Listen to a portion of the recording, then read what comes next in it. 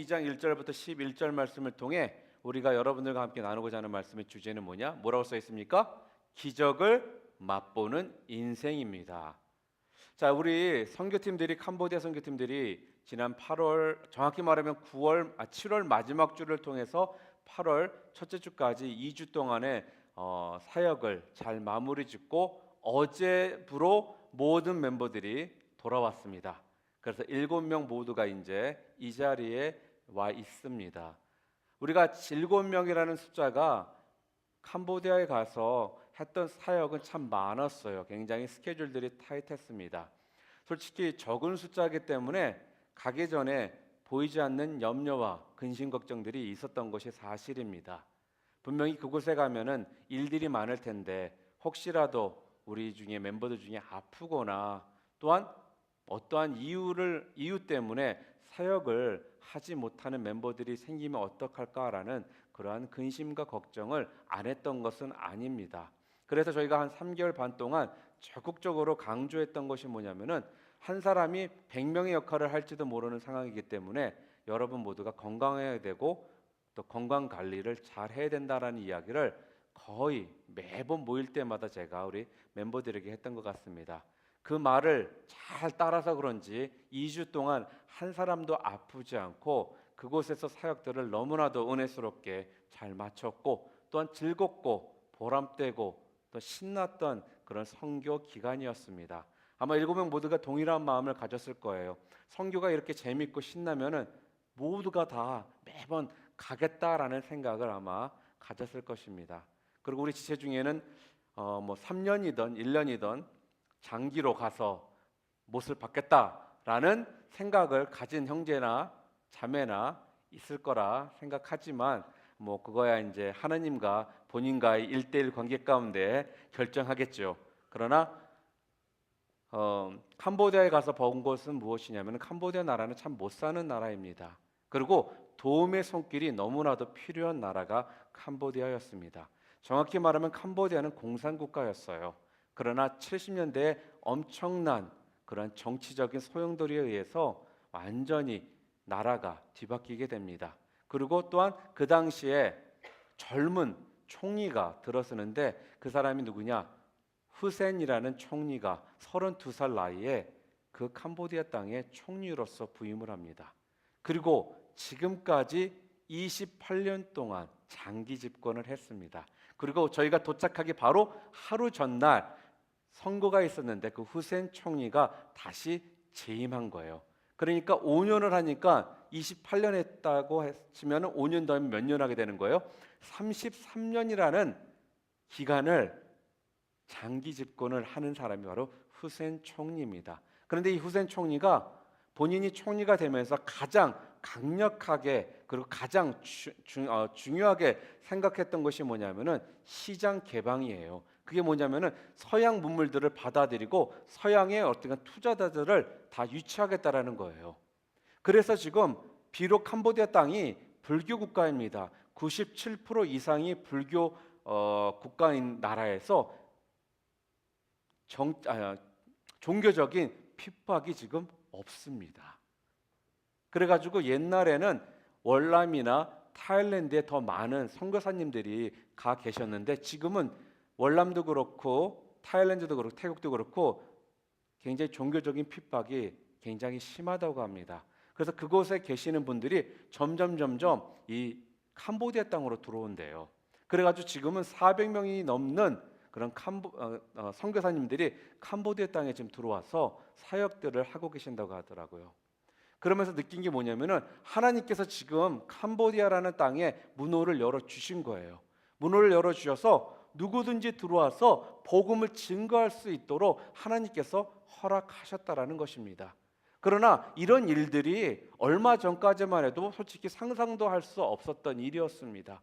그런데 한 사람이 총리가 되고 나서 그 사람이 시장 개방하겠다라고 선포하고 나서는 이런 모든 것들이 바뀌게 되었다라는 거죠.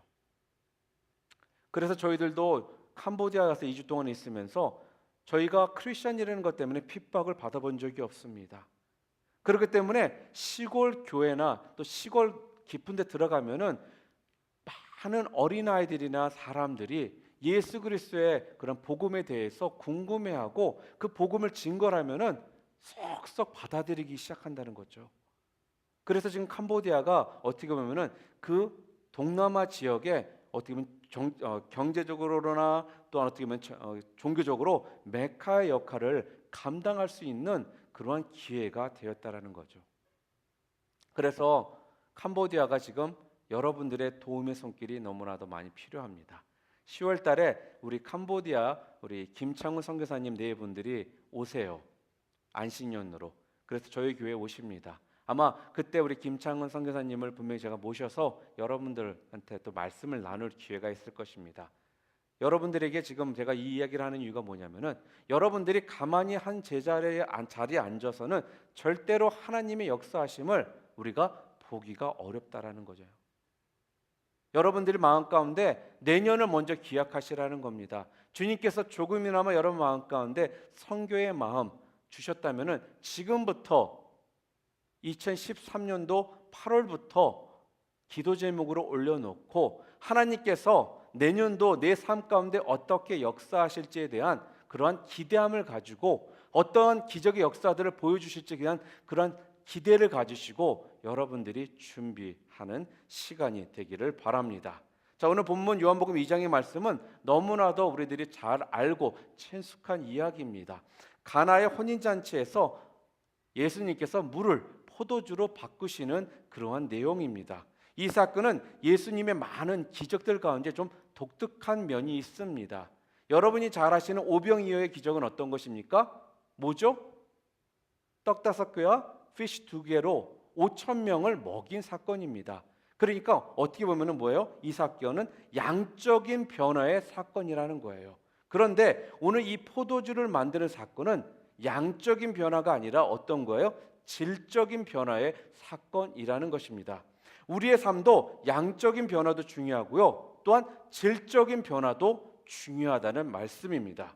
질적인 변화를 이루기 위한 비결, 또한 양적인 변화를 이루기 위한 이 비결이 오늘 본문 말씀을 통해 우리들에게 주님께서 주시는 귀한 은혜의 말씀을 우리들이 오늘 본문을 통해서 찾을 수가 있습니다. 자, 그렇다면 오늘 본문에서 우리들에게 주시고자 하는 가장 중요한 키포인트가 뭘까요? 양적인 변화, 질적인 변화를 맛보기 위해서 그것을 경험하기 위해서 우리들에게 주시는 귀중한 포인트는 뭐냐? 바로 순종하라 그 말씀입니다. 그 말은 순종하면 된다는 것입니다. 오늘 말씀은 무엇이든지 주님께서 말씀하신 것이 있다면 순종하고 하라라는 그 말씀입니다. 우리 삶 가운데 진정 여러분들이 기적을 맛보기를 원합니다. 그런데 기적들을 맛보지 못하는 이유는 다른 것이 아니에요. 순종하지 못하기 때문에 여러분들이 기적을 맛볼 수 없는 것입니다. 성경은 분명하게 순종하는 자의 모습을 통해 하나님께서 어떻게 역사하여 주셨는지에 대해서 분명하게 성경은 말씀하고 있습니다. 여러분들이 항상 신앙생활하면서 기적을 맛보기를 원해요. 그리고 뭔가 좀 달라지는 삶, 그리고 어떠한 좀 다른 사람들보다 좀 다른 모습들을 기대하는데 그런 것들을 우리가 쉽게 보지 못하는 이유는 바로 성경이 오늘 성경을 통해서 우리들한테 말씀해 주는 게 뭐예요? 바로 순종하지 않았기 때문에 그렇다는 거죠. 반대의 말은 무엇입니까? 순종하면 기적을 어떻게 해요? 맛본다, 맛보지 못한다. 기적을 꼭 맛본다라는 것입니다. 그것이 바로 오늘 요한복음 2장을 통해 우리들에게 주시는 하나님이 주시는 귀한 교훈의 말씀인 것입니다. 우리의 삶 속에서 순종의 역사가 나타난다면은 어떠한 일이 일어났냐? 놀라운 기적을 맛보게 될 것이라는 것이죠. 자, 그렇다면 우리가 어떻게 순종을 할 것인가? 4가지의 그러한 조건을 가지고 오늘 본문을 통해서 좀 더 가까이 접근해 보도록 하겠습니다. 자, 첫 번째로 어떻게 순종할 것인가? 첫 번째, 장소에 관계없이 말씀하신 그대로 순종하라는 거예요. 장소에 관계없이. 자, 오늘 본문 2장 2절에 뭐라고 나옵니까? 예수와 그 제자들도 혼례의 청함을 받았더라라고 성경은 지금 말하고 있습니다. 예수님이 처음으로 기적을 행하신 장소가 지금 어디예요? 교회입니까? 회당입니까? 아니죠. 성전이 아니었습니다. 어디입니까? 바로 혼인잔치 자리였다라는 거예요. 일반적인 선입견을 가진 사람들이 전혀 기적을 예상할 수 없는 그런 장소가 바로 오늘 본문에 나와 있는 장소라는 거예요. 일상의 삶 속에서 우리들이 기적을 맛볼 수 있습니다. 그런데 제가 목사로서 성도들에게 바라는 것이 무엇일 것 같습니까? 제가 성도들이 변화되는 것을 기대하죠. 그런데 그 기대하는데 장소가 어디길 바라겠어요? 기왕이면 교회에서 성도들이 변화되기를 바라는 것이 목사인 제 마음입니다. 그 말씀은 뭡니까? 말씀을 듣다가 성경 공부를 하다가 변화되는 모습을 보기를 원하는 것이 목사인 저의 마음이라는 거예요. 그런데 꼭 교회뿐만 아니라 다른 곳에서도 분명히 기적의 역사는 일어날 수 있다는 거죠. 일상적인 생활을 하는 중에 사람들이 분명히 변화를 또한 받을 수가 있습니다. 어떻게 해요? 놀다가도 여러분들 변화될 수가 있어요. 농담하다가도 변화될 수 있습니다. 운동하다가도 우리는 변화될 수 있다라는 거예요. 또 어느 때는 교회가 아닌 그런 다른 장소에서 마음의 문을 열고 대화를 하다가 어떻게 해요? 그 말씀을 받아들이는 그러한 일들이 생기게 된다는 거죠. 그것 때문에 사람들의 삶의 방향이 바뀌기 시작합니다. 꼭 멍석 깔아야지만 사람들이 바뀌는 것이 아니라, 교회만 성전에서만이 바뀌는 것이 아니라 밖에서도 일상생활 중에서도 우리 모두가 바뀔 수 있다라는 말씀입니다. 그리스도인의 삶이라는 것은 삶 전체를 통해 언제든지 변화가 될 수 있습니다. 여러분, 교회 와서 권사님이나 장로님들, 안수 집사님들 뒷모습만 보고도 사람들이 은혜가 돼서 바뀔 수가 있다라는 거예요. 또한 어머니의 잔소리, 어머니가 툭툭 던지시는 한두 마디의 그 말씀 때문에 내 삶이 바뀔 수가 있다라는 거예요. 이게 무슨 말씀입니까? 어떠한 장소에서만 하나님께서 역사하신다라는 이런 편견을 우리가 깨야 된다는 것이죠. 그렇기 때문에 언제든지 우리는 좀 긴장할 필요가 있습니다. 왜요? 어떠한 상황 가운데, 어떤 환경 가운데, 어떤 장소에서 하나님의 말씀이 선포되고 대화를 통해서 사람들이 변화될 수가 있기 때문에 우리는 진짜 어느 순간순간마다 좀 긴장할 필요가 있다라는 말씀이죠. 왜요? 하나님께서 그들을 변화시키시기 때문에 그렇습니다. 어느 교회에 의료 선교의 총무를 맡고 있는 자매가 변화된 이야기입니다. 이 자매가 너무 삶이 고달프고 그리고 지쳐 있고 너무 외롭고 그러다가 이 자매의 마음 가운데 자살하고자 하는 충동이 생기게 되었습니다. 그래서 자살하고자 해서 버스를 타고 가다가 자기도 모르게 그냥 노량진에서 내렸다고 합니다.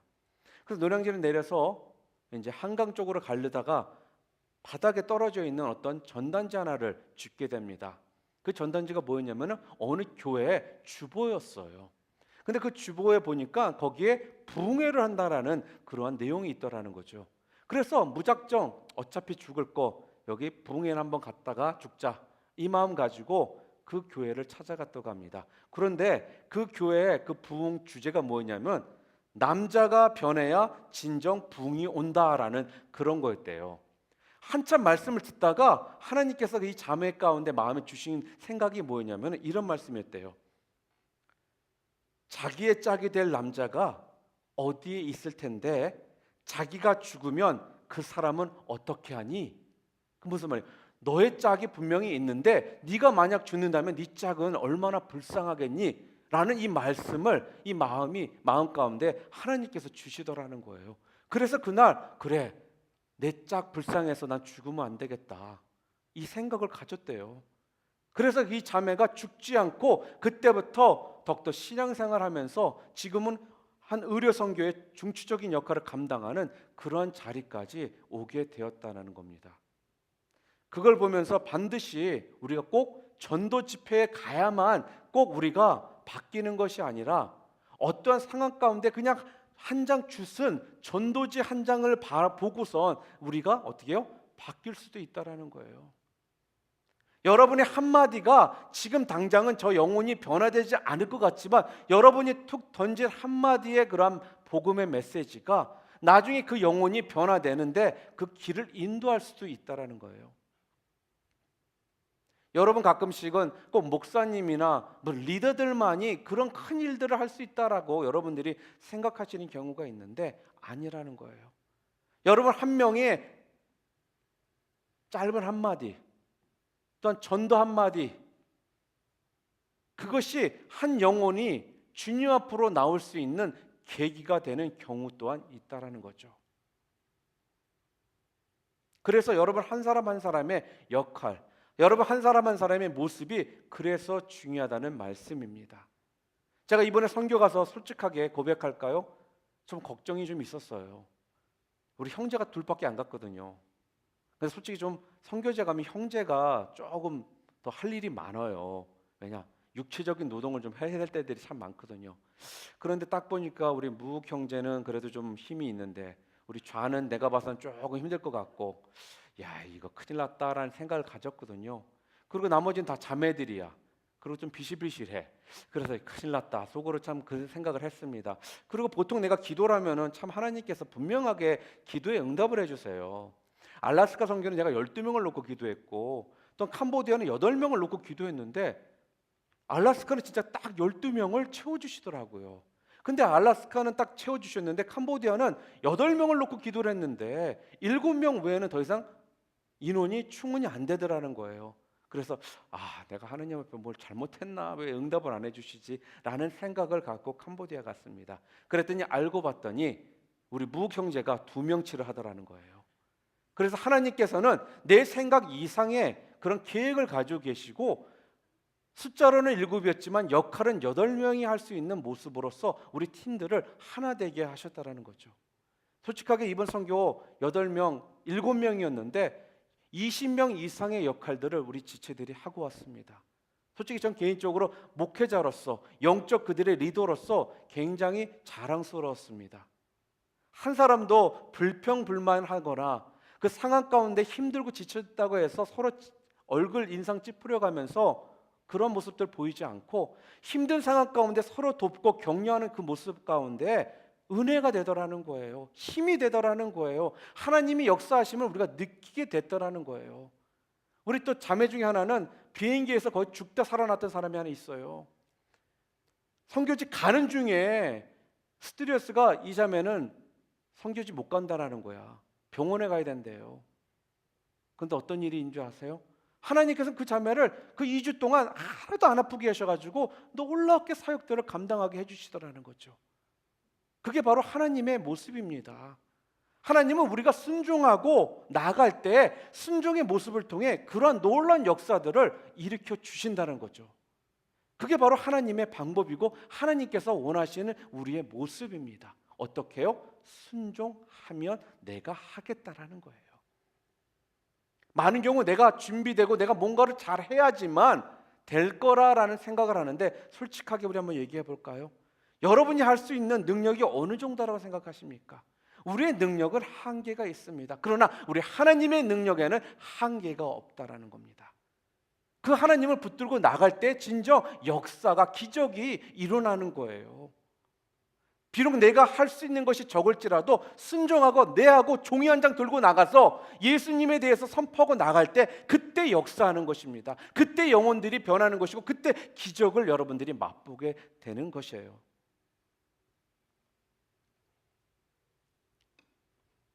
디모데후서 4장 2절에 보게 되면 이렇게 말씀하고 있습니다. 너는 말씀을 전파하라. 때를 얻든지 못 얻든지 항상 힘쓰라는 거예요. 우리의 기적은 언제 일어날지 모른다는 말씀입니다. 장소에 관계없이 항상 신실하신 우리 하나님께서 우리를 하나님의 도구로 사용해 주신다는 말씀이에요. 여러분 모두가 하나님의 도구로 쓰임받는 그런 지체들 모두 되시기를 주님의 이름으로 축복합니다. 두 번째로 문제의 크기에 관계없이 그대로 순종하라는 것입니다. 이게 무슨 말씀입니까? 여러분 잔치집에 포도주가 떨어졌다는 것은 이건 심각한 문제입니다. 그 당시에는 물보다는 이런 포도주를 통해서 사람들이 마셨어요. 그런데 사람들을 초대해 놓고 포도주가 떨어진 이런 일들이 벌어진 거예요. 그 당시에 뭐 어디 밖에 나가서 사올 수 있는 것도 아니고 그날 담아가지고 언제 포도주가 되겠습니까? 이러한 진짜 절박한 상황에 지금 놓여 있는 겁니다. 하루아침에 담을 수가 없잖아요, 포도주를요. 우리는 이걸 보면서 어떻게 해요? 문제가 크면 쉽게 감당하기 힘들다라고 우리가 생각을 합니다. 예를 들어 감기가 걸리면 어떻습니까? 기도 조금 하고, 암에 걸리면 어떻게 해요? 기도 빡세게 해요, 우리. 감기에서 나면 하나님의 은혜로 나았어요 라고 합니다. 그런데 만약에 암을 통해서 있다가 여러분이 난다면 어떻게 할 것 같아요? 팔짝팔짝 뛰고 동네방네 아마 광고하고 다닐 겁니다. 이게 바로 우리의 모습이라는 거예요. 그런데 하나님께서는 감기나 암이나 하나님에게는 별반 다를 게 없다라는 겁니다. 하나님이 바라보실 때 감기를 치유하시는 거나 하나님이 바라보실 때 암을 치유하는 거나 하나님에게는 별반 다를 게 없는 그러한 것이라는 거예요. 그런데 우리는 어떻습니까? 우리 스스로가 결정을 해버려요. 큰 문제가 닥치면 벌써 근심 걱정 가운데 포기를 하게 되는 거죠. 그렇기 때문에 기도도 제대로 하지 않습니다. 그리고 그냥 끙끙 앓다가 어때요? 포기해 버립니다. 여러분, 10헥타르를 변화시키는 거나 헌주의 헥타르를 변화시키는 거나 하나님 보시기에는 별반 다를 것이 없다라는 겁니다. 어마어마하게 엄청난 부자가 그에게 100불을 주는 거나 1000불을 주는 거나 그 사람에게는 별 의미가 없다라는 거예요. 돈이 많은 사람이 100불, 1000불 아무 의미가 없습니다. 왜요? 많기 때문에. 똑같습니다. 하나님은 능력이 크신 분이시기 때문에 감기나 암이나 별반 다를 게 없다라는 거죠. 그렇기 때문에 문제의 크기에 관계없이 우리는 그래서 어떻게 해야 된다는 거예요? 순종해야 된다는 말씀입니다. 그런데 우리는 어떻습니까? 문제의 크기를 항상 내 수준에서 판단을 합니다. 그래서 우리가 믿는 하나님을 자꾸 조그만 하나님으로, 능력이 내가 알고 있는 능력의 하나님으로 우리 하나님을 이렇게 바라본다는 거죠. 온 우주 만물을 만드신 하나님이 누구십니까? 바로 여러분과 제가 믿는 하나님이십니다. 하나님 앞에서는 능력을 집중하면 모든 문제가 다 감당할 수 있게 되는 것입니다. 명심하시기 바랍니다. 자기 능력에 맞는 일을 구하지 말고 일에 맞는 능력을 구하시는 여러분 모두 되시기를 주님의 이름으로 축원합니다. 이게 무슨 말씀입니까? 어떤 일을 해야 할지 내 사명 깨닫고 하나님의 사명에 맞춰서 여러분이 능력을 구하면 그 능력을 가지고 계시는 하나님께서 우리들에게 주신다는 거예요. 그런데 많은 경우 어떻게 돼요? 내 스스로가 능력을 정해놓고 그 능력에 맞는 일들을 우리는 구한다는 거예요. 잘못된 방법입니다. 먼저 사명을 찾고 사명에 맞는 능력이 무엇인지를 여러분이 알고 그 능력을 위해 기도하시라는 거예요. 그러면 우리 하나님께서는 여러분의 그 사명을 감당하기 위해서 그 능력에 맞는 사람으로 여러분들을 어떻게 해요? 변화시켜 주신다는 거죠.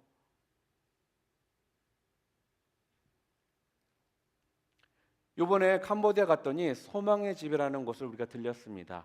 이 소망의 집은 에이즈로 부모님을 잃은 그런 고아들이 머물러 있는 그러한 고아원입니다. 근데 그 고아원에 처음에 들어왔던 아이들이 처음에 물어봤더니 너가 커서 무엇이 되고 싶냐라고 물어봤대요. 그랬더니 많은 아이들이 마사지, 마사지를 하면은 돈을 벌 수 있다라는 거는 그 캄보디아 사는 사람들은 다 알거든요. 그래서 이렇게 마사지를 해주는 데가 많습니다. 그리고 또한 여행 가이드, 이들이 가질 수 있는 꿈은 여행 가이드나 마사지하는 사람인 거예요. 그런데 이들에게 예수 그리스도의 복음이 들어가고 이들에게 꿈이 들어가기 시작하니까 이 아이들이 처음에는 마사지하는 사람이나 여행 가이드 정도가 자기네들이 꿈꿀 수 있는 그러한 꿈이었다면, 지금은 그 아이들 중에 의사가 되겠다는 아이도 있고요. 또 어떤 애는 그 캄보디아의 대통령이 되고자 하는 아이도 생기게 되었다라는 거예요. 이게 다른 것입니다. 내 조그만 생각 가운데 그 모습만 바라볼 때는 고작 마사지, 또한 여행 가이드, 그게 전부였지만 하나님을 바라보고 하나님 앞에 순종하며 나가기로 결정하니까 어떤 일이 벌어져요? 그 나라의 대통령이 되고자 하는 꿈을 갖기 시작하고요, 의사가 되고자 하는 꿈을 갖기 시작하게 됐다라는 거죠. 이게 달라지는 것입니다. 하나님의 눈으로 바라보기 시작하니까 그들의 꿈 또한 이렇게 바뀌기 시작했습니다. 여러분, 예수님께 가까이 가면 가까이 갈수록 쉽게 모든 문제들이 해결이 됩니다. 그러나 예수님께로 멀어지면 멀어질수록 여러분의 문제들은 점점 어려워지게 되어 있습니다. 이게 무슨 말씀입니까? 지구도 태양빛으로부터 가까워지면 어떻다고 그랬어요? 열대우림이 되는 거예요. 그러나 태양으로부터 멀어지면 남극이나 북극이 되는 거예요. 그게 무슨 말씀입니까? 얼음덩어리가 되는 거라는 것이죠. 우리 삶 가운데 얼음덩어리가 있고 자꾸만 딱딱해지는 이유는 다른 데 있는 것이 아니에요. 그 이유는 딱 한 가지입니다. 주님과 거리가 멀어졌기 때문에 그렇습니다. 내가 노력해서 되는 것이 아니라, 열심히 내가 뭔가를 해서 바뀌는 것이 아니라, 바로 어떻게 해요? 여러분이 망치 가지고 못 가지고 두들겨서 그 얼어버린 그 얼음을 깨는 것이 아니라, 그렇게 힘들게 할 것이 아니라 간단한 방법이 하나 있다라는 거예요. 무엇입니까? 주님께 가까이 가면 됩니다. 주님께 가까이 가면 그 얼음이 눈 녹듯이 녹아내리게 되어 있습니다. 그것이 바로 주님께 가까이 가는 삶의 그런 모습이라는 거예요. 주께로 가까이 가면 녹아버립니다. 예수님을 믿는다면서, 그런데 사람들은요, 예수님으로부터 멀리 가는 사람들이 있습니다. 열심히 살면서도 열매가 없는 사람들이 있다면 한 걸음 한 걸음씩 주님께로 가까이 가시길 바랍니다. 여러분, 기도 잘 못한다고 하시는 분들 있죠? 그래도 찔려서 식기도는 하시는 분들이 있을 것입니다. 밥 먹기 전에 식기도 하셨던 분들, 그 식기도 다음으로 이제 하실 게 뭐냐면 열심히 식기도 하세요. 그러면 20분 정도 여러분 기도하실 수가 있을 거예요. 20분 기도하기 시작하잖아요. 그럼 30분 할 수 있습니다. 30분 기도하는 분들은 1시간 할 수 있게 되는 거예요. 이게 무슨 말씀입니까? 처음부터 완전히 바뀌는 것을 여러분들이 기대하지 마시고 조금씩 조금씩 한 걸음씩 한 걸음씩 주님께 가까이 나가시라는 거예요.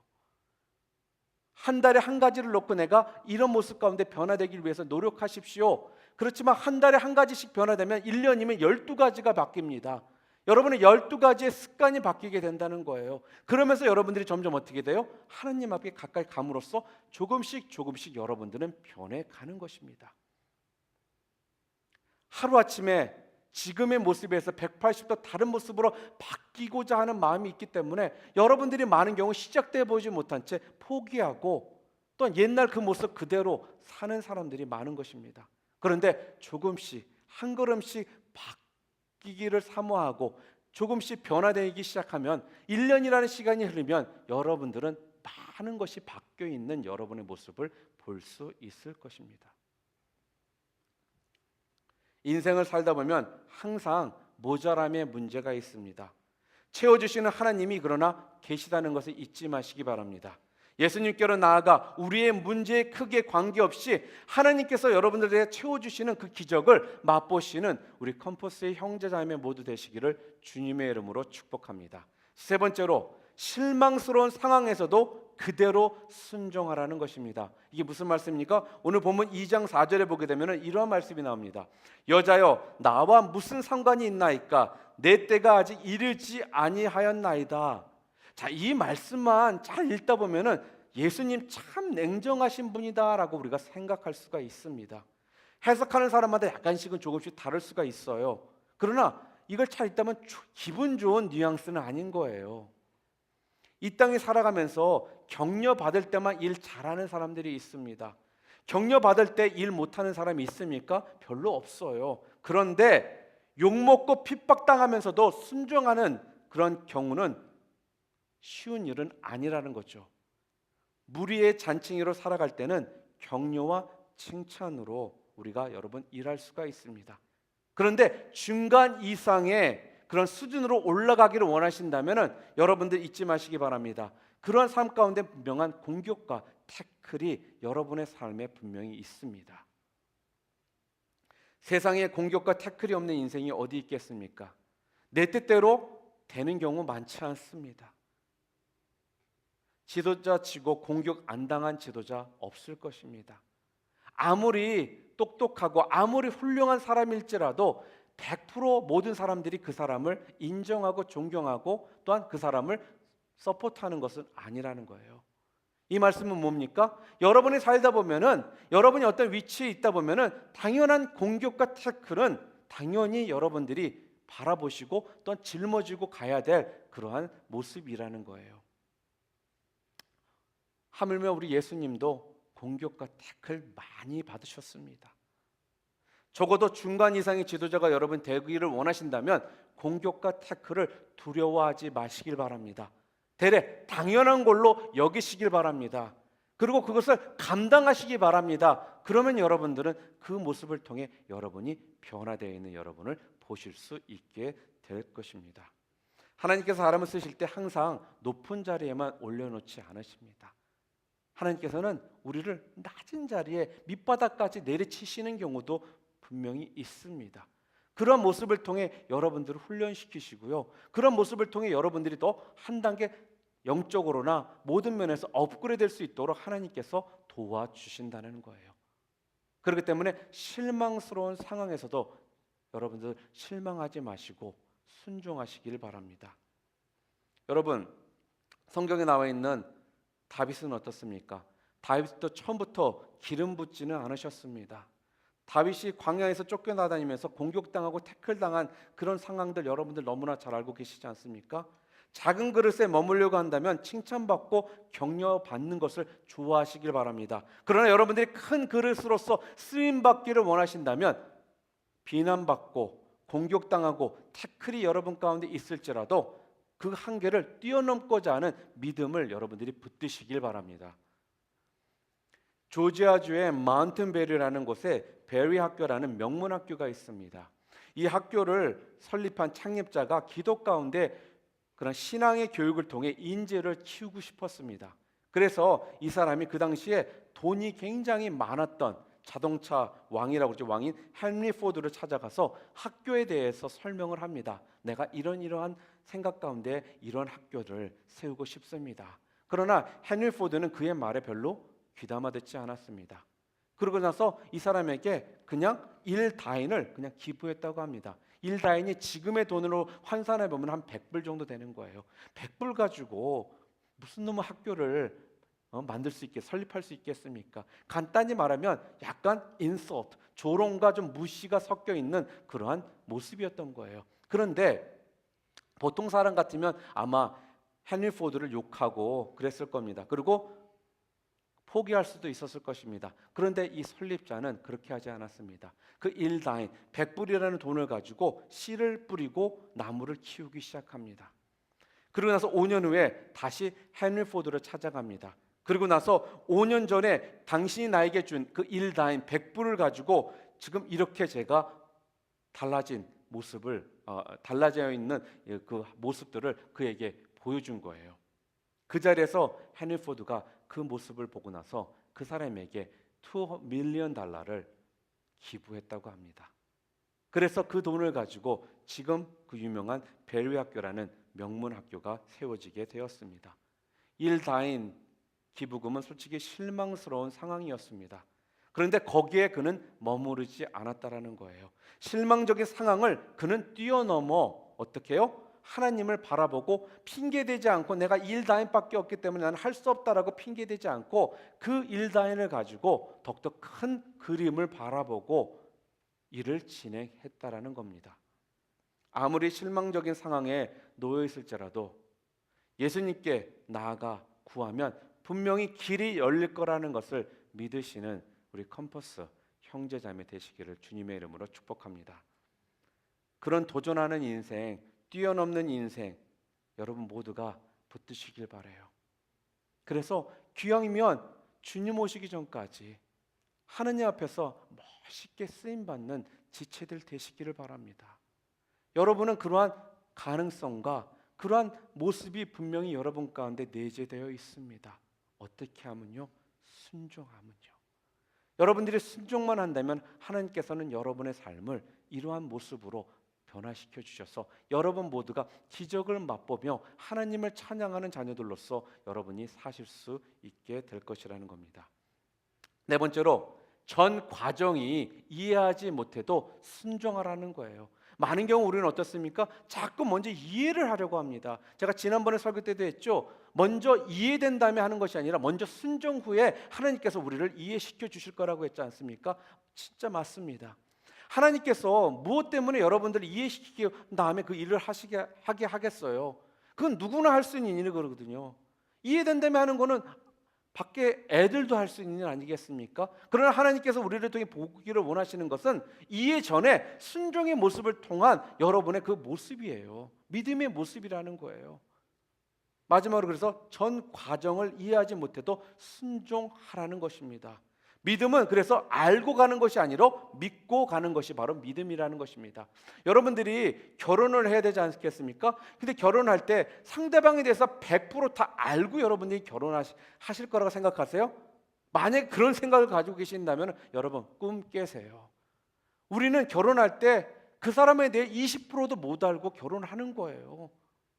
그러나 믿고 결혼하는 거예요. 하나님께서 확신을 주셨기 때문에 결혼하는 거예요. 여러분 전기 쓸 때 여러분이 전기의 이런 모든 것들이 어떻게 되는지 알고서 여러분 전기 쓰십니까? 플러그 꽂으면 전기 온다는 거 그냥 그거 알고 그냥 꽂고서 전기 사용하는 거 아니겠어요? 똑같습니다. 여러분이 이해가 돼서 순종하는 것이 아니라 순종 후에 하나님께서 이해시켜 주시는 그 하나님의 그 기적의 역사들을 여러분이 경험하기를 하나님께서는 원하신다는 거죠. 하나님께서 된다면 되는 거예요, 여러분들.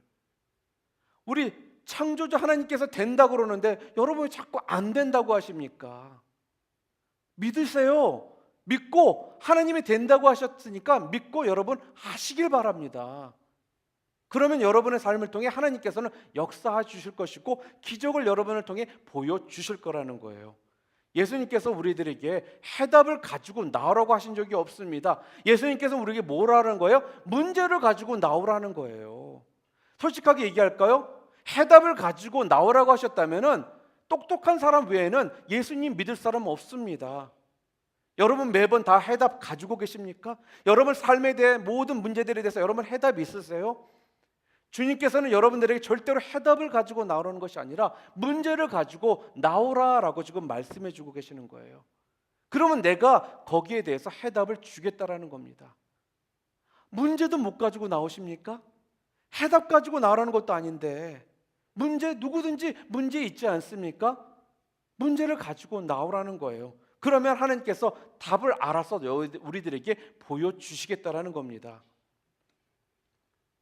여러분 마리아가 지금 물로 포도주를 만드는 방법을 알고 있습니까? 아니죠. 단지 문제를 들고 지금 예수님 앞에 나온 거예요. 문제 못 들고 나옵니까? 답을 들고 나오랬으면 마리아도 대책이 없었을 거예요. 물을 어떻게 포도주로 바꿉니까? 그리고 그런 걸 본 적이 없는데. 그런데 예수님께서는 지금 문제를 가지고 나오라는 거예요. 그랬더니 마리아는 어떻게 했습니까? 문제를 그냥 들고 나왔습니다. 그랬더니 그 문제에 대해서 주님께서 해답을 주셨다라는 겁니다. 또한 여러분이 잘 아는 모세가 홍해 앞에 놓였을 때 모세가 답을 들고 나왔습니까? 아니죠. 문제를 들고 나가니까 하나님께서 홍해의 길을 열어주지 않으셨습니까? 바로 이거예요. 하나님께서는 우리 예수님께서는 우리들에게 문제를 가지고 나오라는 거예요. 그러면 문제에 대해서 내가 답을 주겠다라고 지금 말씀해 주고 있습니다. 예배 드릴 때 그래서 여러분들이 문제를 가지고 나오라는 거예요. 여러분이 예배 나올 때 답을 가지고 이 자리에 나오라는 것이 아니라 여러분의 문제를 가지고 나오라는 거예요. 그러면 내가 너희들에게 그 문제에 대한 답을 주겠다라는 거예요. 그게 바로 우리 하나님께서 지금 우리들에게 주시고자 하는 말씀인 것입니다. 혼자 고민하지 마시기 바랍니다. 마리아처럼 내 삶 가운데 이런 것이 주님 부족합니다라고 선포하고 나오시기 바랍니다. 그럴 때 하나님께서 마리아의 그 문제를 물을 포도주로 바꾸어 주셨던 것처럼, 또 홍해의 길을 열어 주셨던 것처럼 여러분의 문제에 대한 답을 분명히 주시겠다라는 것입니다. 바로 하나님께서는 그 문제를 해결해 주시기를 원하십니다. 기적을 맛보는 인생 간단합니다. 무엇입니까? 그대로 믿고 순종하시면 여러분들은 기적을 맛보게 되실 것입니다. 장소에 관계없습니다. 크기에 관계없습니다. 또한 실망스러운 상황이 놓여 있을지라도 괜찮습니다.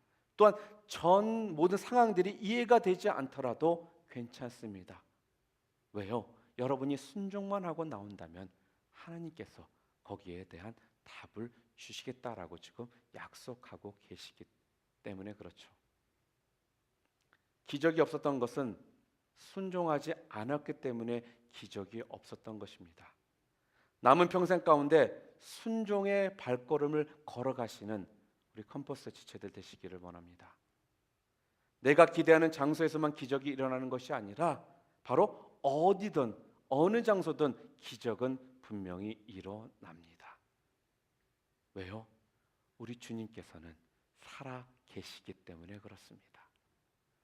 또한 내 생각으로 큰 문제 같지만 하나님 앞에서는 감기나 암이나 별반 다를 것이 없는 문제입니다.